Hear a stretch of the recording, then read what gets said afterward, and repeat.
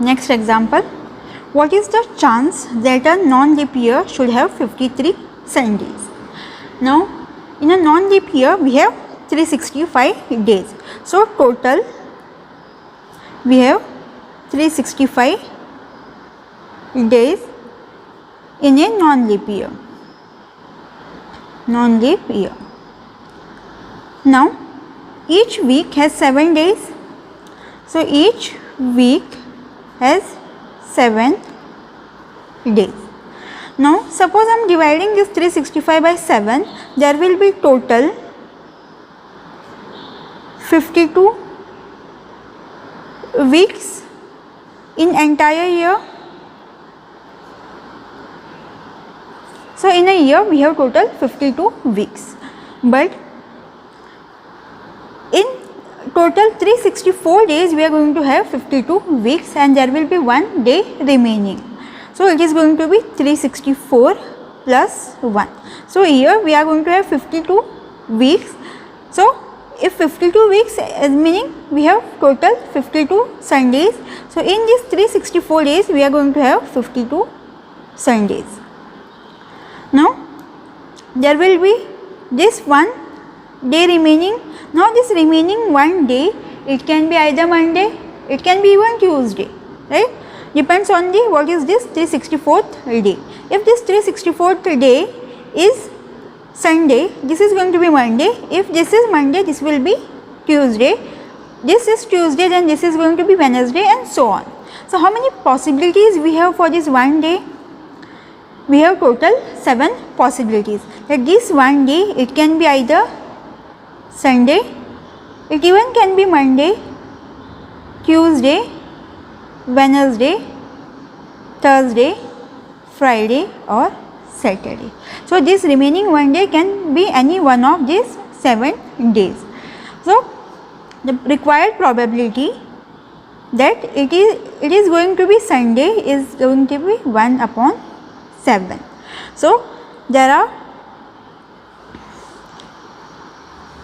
what is the probability that a non-leap year should have 53 Sunday is nothing but 1 upon 7, because we already have 52 Sundays. No matter what, we are going to have 52 Sundays, then 53 for this 1 day to be Sunday, this remaining 1 day that it will be Sunday, the probability is nothing but 1 upon 7. Probability that we are going to have 53 Sundays in a non-leap year is going to be 1 upon 7. Next example. Now, if 6 dice are rolled, then the probability that all shows different faces is. So, in this case we are rolling 6 dice. Now, suppose we are rolling 6 dice, exhaustive cases, okay. So, exhaustive cases are going to be 6 raised to power 6, which is 46,656. Now, it is not possible to write all these cases. So, let us keep as it is 6 raised to power 6. So, total number of exhaustive cases we have 6 raised to power 6. Now, we need to find the probability that all these faces are going to show different numbers, okay. So, whenever we are rolling these 6 dice, on each die, on each face of this dice, there has to be different number. Suppose I am rolling 6 dice, there will be 6 dice here, 6 faces, 2, 3, 4, 5 and 6. Each die is going to show one face. Now, on each face there has to be different number. Now, we are using here multiplication principle, whatever we had studied in last class, okay. So, multiplication principle. Now, let us start with first case or first place. So, we have 6 dice. Let us talk about one die. On each die there will be 6 numbers, okay, 6 faces, 6 number. So, on this first die we can have any one of this. So, there are 6 possibilities. Now, we can get any one of these 6 numbers. We can have here 1, we can have 2, 3, 4, 5 or even 6. So, there are total 6 possibilities. Now, 1 is already taken. Suppose we are getting here 5. So that 5 is already taken. Now remaining is 1, 2, 3, 4 and 6. There are only 5 cases available now. So we can get any one of the 5 because we need different numbers. We need different faces, right?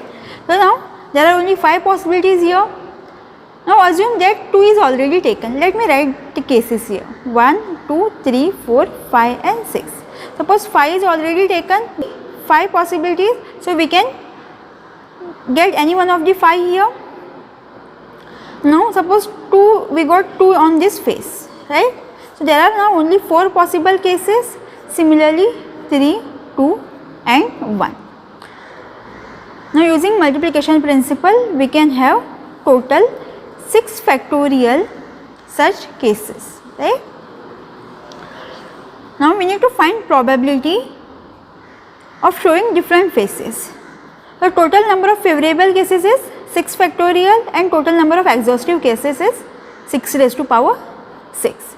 So what will be required probability?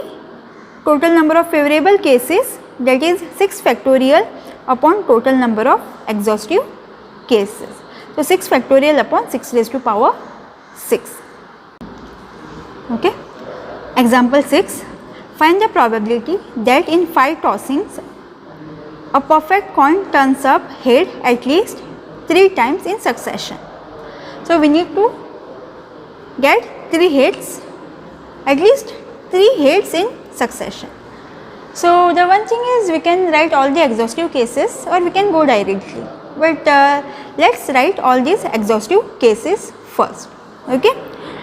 So since we have 5, we are tossing 5 coins, there will be total 2 raised to power 5 exhaustive cases, it is nothing but 32 possible cases.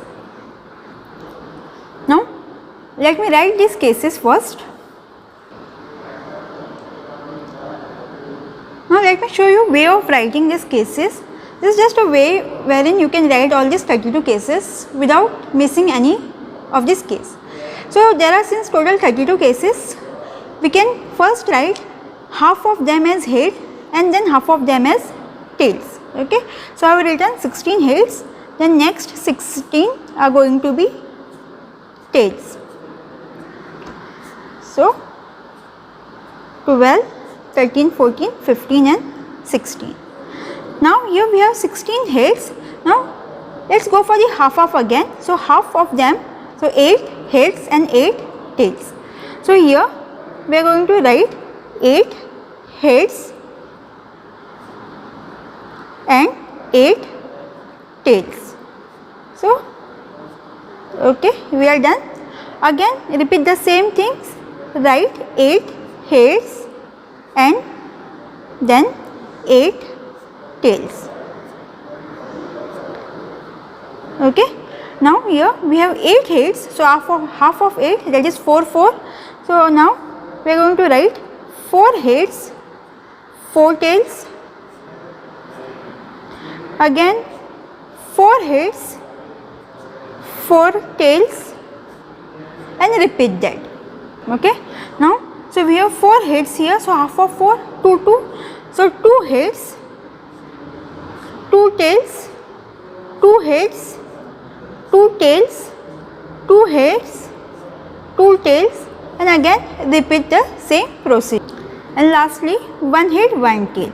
So 1 head, 1 tail, 1 head, 1 tail and again repeat the same procedure for entire 32 cases. So these are total 32 exhaustive cases. Now what we require is, we require head at least 3 times in succession. So let's check what is at first. Let's understand what is the meaning of at least and at most. Okay.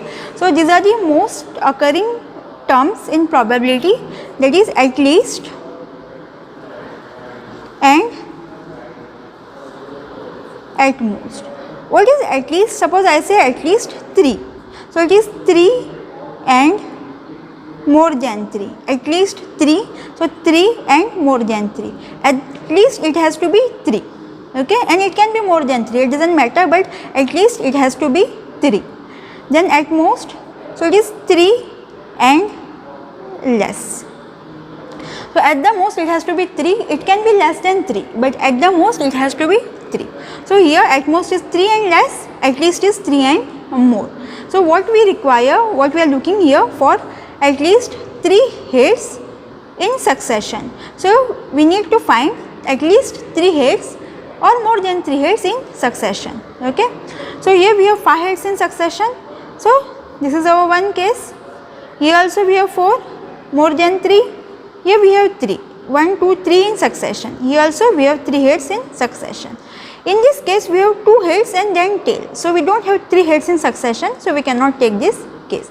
Here also same case, here also we cannot take. Okay.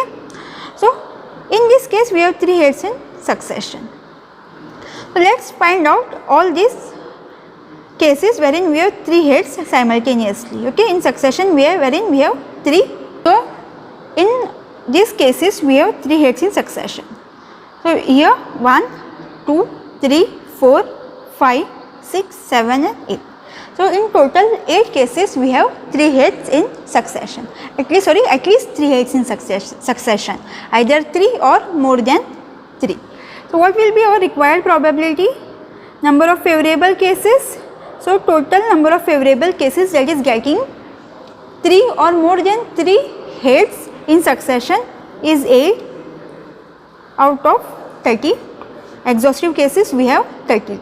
So the probability of getting at least 3 heads in succession is 8 upon 32.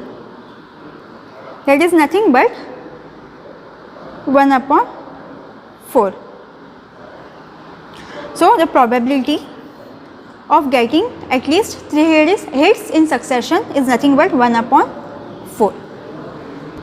So it means out of every 4 cases we are going to get one case such that wherein we have either 3 or more than 3 heads in succession.